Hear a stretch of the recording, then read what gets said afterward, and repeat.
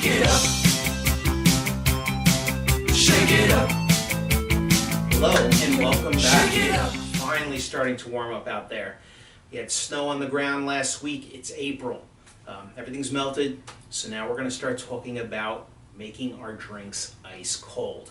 Whether you're having an outdoor barbecue, having a small little dinner party, whatever the case may be, I want to talk to you about shakers. You could get fancy and get any kind of shaker you like, but you just want one that's going to do the job. These plastic ones, they're just going to really mix the drink. They're plastic, like I said, they're under $10. This one's kind of interesting. It's a little bit fancier. It's got its own little stand, but if it doesn't stand on its own or you're going to spill your drink, that one doesn't make a lot of sense. My favorite one is metallic. It's something for the intermediate mixologist. What I love about this from OXO or OXO, however they call themselves, is it's just 3 simple pieces. I could put this in the dishwasher, and the great thing is it's got measurements within the cup. It's got 3/4 ounces, an ounce and a half, so you don't need several different measuring cups. Everything's built in. This is great for travel. Like I said, it's only 20 bucks. You break it, you could abuse it. This one I've had over 10 years. I put it in the dishwasher. Some people say you shouldn't put metal in the dishwasher. I put it in there all the time. This thing hasn't broken. I'm not going to say it's indestructible, but this is the best bet.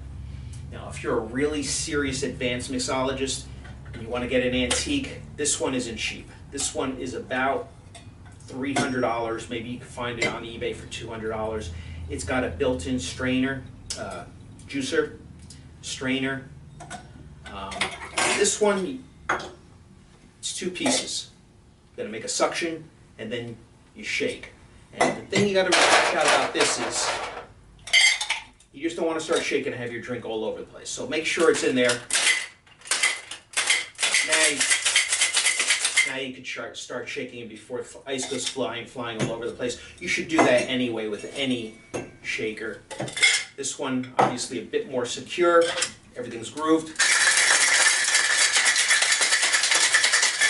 The thing about this is this will do a fine job, but this thing, I don't know the German engineering, I don't know if it's the metal. This thing is still icy cold. This thing isn't. I understand this is insulated, but this thing will get things so much faster in so much less time. Again, you're probably not going to want to spend $300 for an antique, so the $20 one will do just fine. So what kind of ice do you want to use? I like these guys. This thing was like $3. This makes perfect size ice cubes. I don't know what size they are. Let's take a look. Yeah, 1 inch square ice cubes.